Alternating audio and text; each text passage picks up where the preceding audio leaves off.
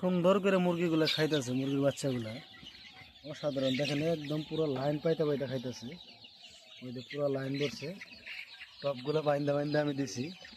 এত সুন্দর করে খাইতেছে, দেখে অনেক ভালো লাগতেছে।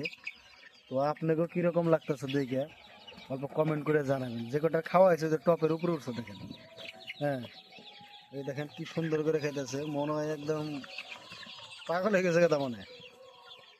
রাত্রের খাবার দেখেন, এই মুরগিটার কালার কিন্তু প্রচুর ভালো লাগে আমার কাছে।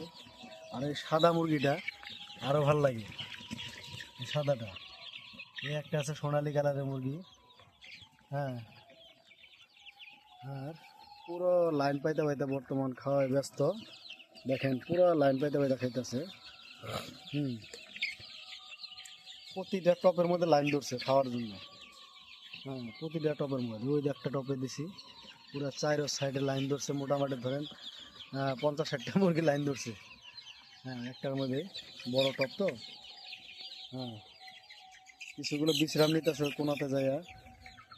হ্যাঁ, কিছুগুলো খাড়া খাড়া নিজের শরীরগুলা খাই যেতেছে। হ্যাঁ, সোনালি কালার এই মুরগিটা ভালো লাগে অনেক।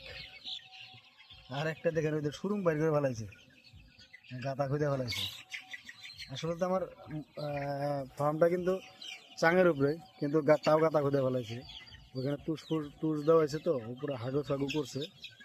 হ্যাঁ, এখানে পুরো চাপ বেঁধে গেছে, মনে হইতেছে মাটির উপরে। আসলে তো আমার ফার্মটা মাটির উপরে না, আমার পুরো ফার্মটা একটা চাঙের উপরে করছি আমি।